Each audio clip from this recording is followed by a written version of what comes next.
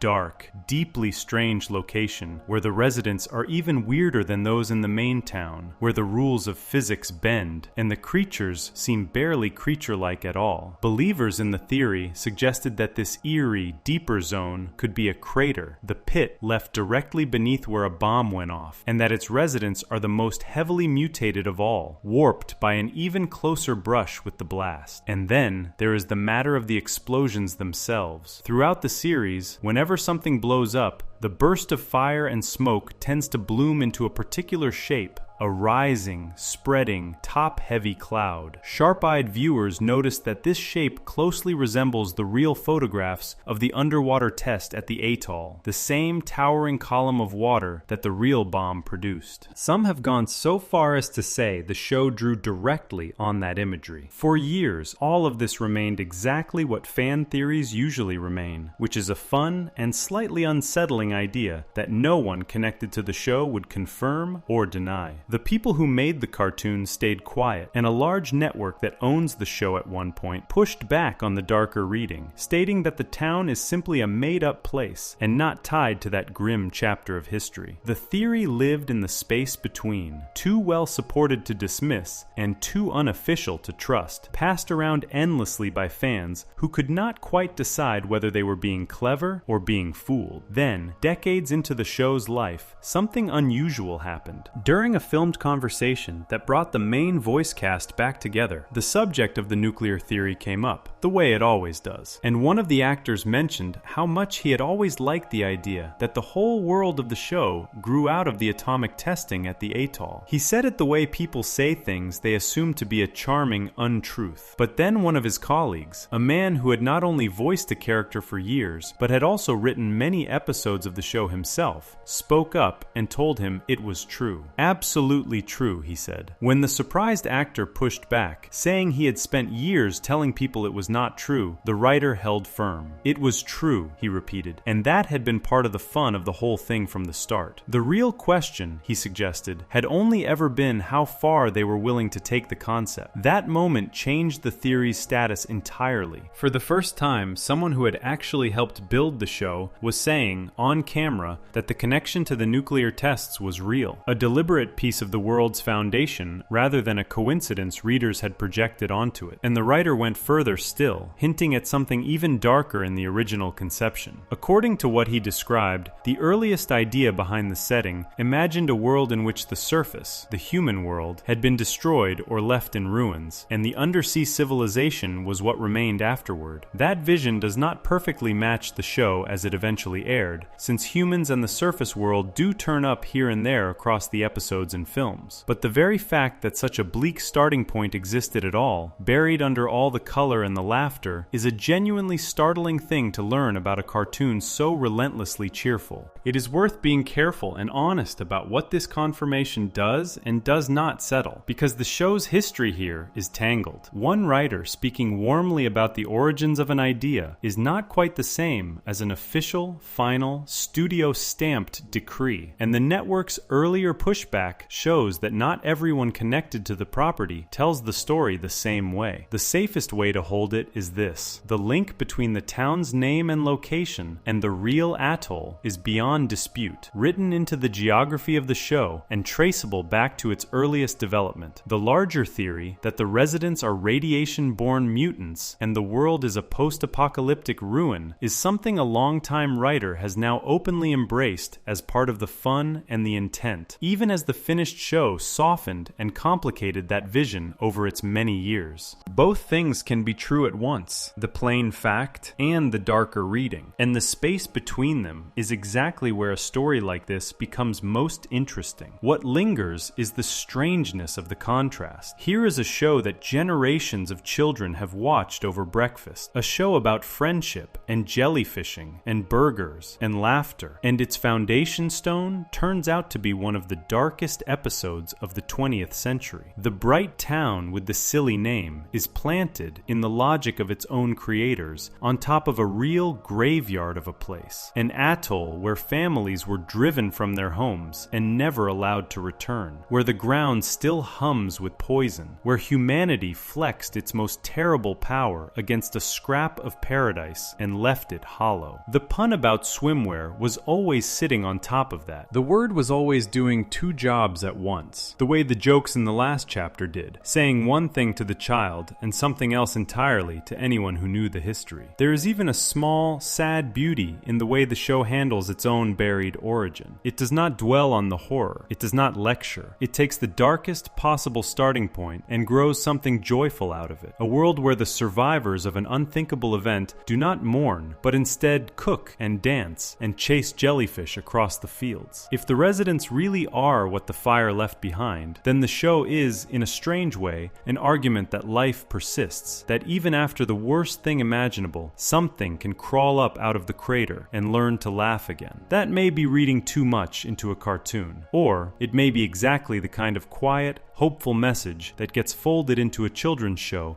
by people who thought carefully about what they were making and where they were setting it. The name, in the end, is a small monument that most of the world walks past without seeing. Every time the theme song plays and that little island appears floating on the surface, the show is pointing, gently and almost invisibly, at a real place and a real wound. Children see an island. Adults who know the history see the atoll and everything that happened there. And now, with the writer's own words on the record, that pointing looks less like an accident and more like a choice, a decision to plant a bright and gentle world directly on top of the ground where the fire fell. From here, the hidden messages of the show turn inward, away from geography and history, and toward the characters themselves. If the town carries a secret in its name, the friends who live there may carry secrets in their very natures, patterns of behavior that some viewers believe were built into them on purpose. Each one one shaped around a single idea as old as Scripture. That reading is the next stop, and it asks a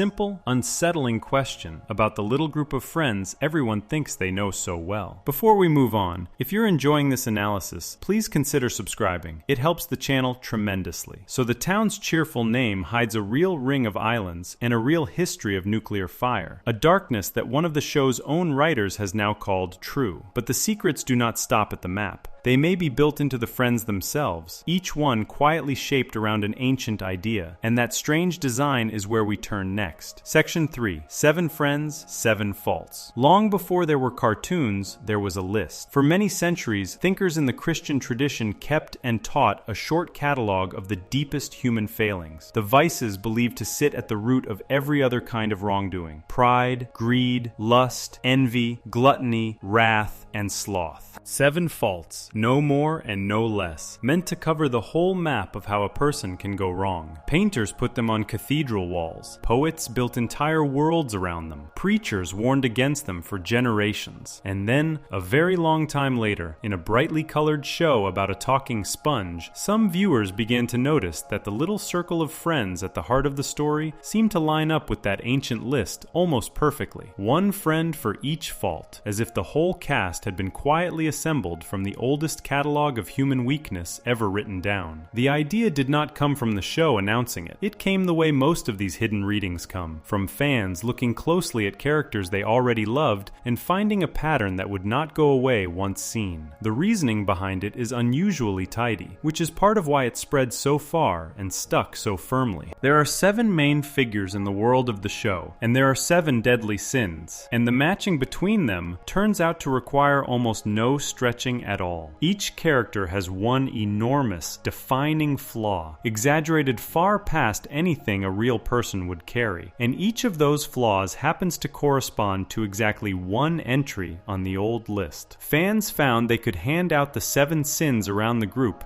and end up, in most cases, with very little argument about who got which. The easiest match, the one almost everyone agrees on first, is the slow, pink starfish who lives under a rock. He is sloth, the sin of laziness, of unwillingness to lift a finger or take an action, and he embodies it so completely that the show itself once turned his laziness into a joke about awards. There is an episode in which he receives a prize for doing absolutely nothing longer than anyone else, a trophy for pure inaction. Even the way he speaks fits the assignment, a slow, thick, unhurried drawl that sounds like the voice of a person for whom every word is too much effort. If a writer had set out deliberately to draw a living portrait of sloth, it is difficult to imagine them landing on anything very different from this drowsy pink figure, napping the day away beneath his stone. The tiny villain across the road is nearly as easy to place. He is envy, the sin of resenting what others have and burning to take it for oneself. His entire existence is organized around a single rival's success and his own desperate hunger to steal it. He runs a failing restaurant directly across the street from a thriving one, and almost every scheme he hatches is aimed at seizing the secret recipe that makes his rival rich. He does not simply want to succeed. He wants what the other has, specifically and obsessively, and his failure to get it eats at him so constantly that even his own robotic wife grows weary of hearing him complain about it. Envy is not a passing mood for him. It is the whole shape of his life, the engine that drives him from one doomed plan to the next. The stingy crab who owns the popular restaurant carries a sin that children absorb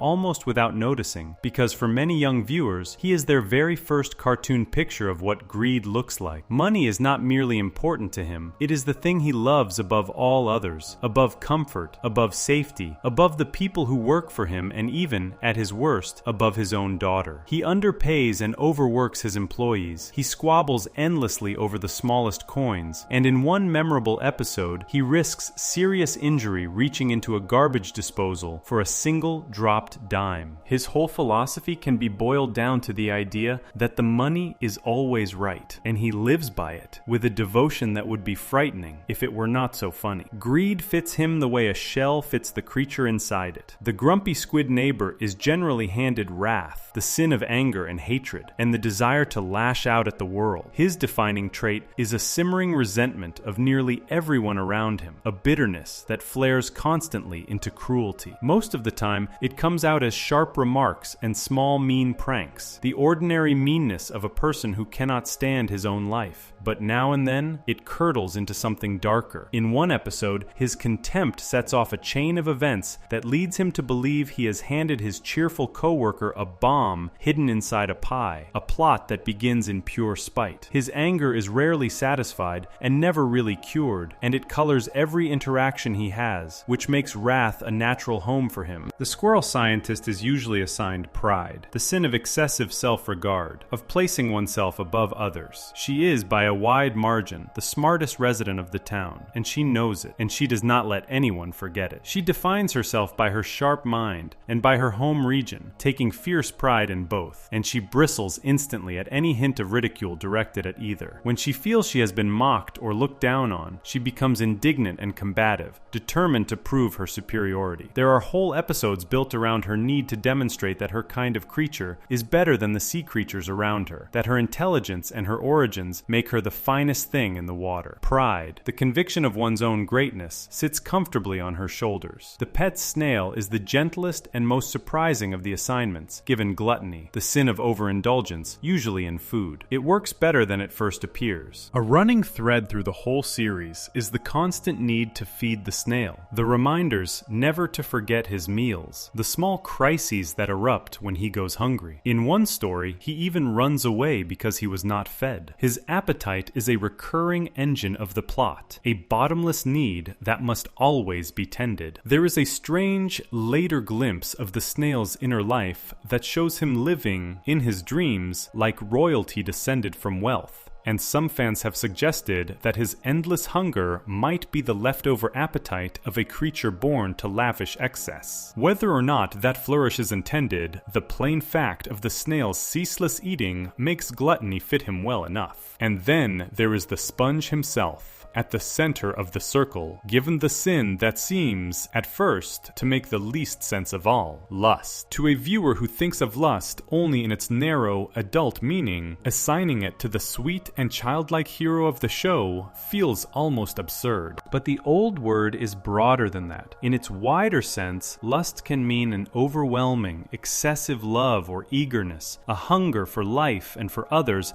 that spills past all reasonable limits. Seen that way, the sponge fits perfectly. He greets every single day with a boundless, almost frantic enthusiasm. He loves his job with a fervor no job could deserve, loves his friends with a devotion that overwhelms them, loves nearly everything and everyone with an intensity that has no off switch. His is a lust for existence itself, a love of the world turned up so high that it becomes its own kind of excess. And among the seven, that is the sin left over once the others are placed, and the one that oddly suits him best. Laid out all together, the pattern is genuinely uncanny. 7 friends, 7 faults, each one an exaggerated living portrait of a single ancient vice, fitting together into the complete old catalog with hardly a seam showing. It is the neatness that makes the theory so seductive. A pattern this clean feels like it must be a design, feels like someone must have sat down and deliberately built each character around one entry on the list, and for a long time, that suspicion had a piece of apparent support behind it, a claim that circulated among fans and gave the whole reading an air of secret truth.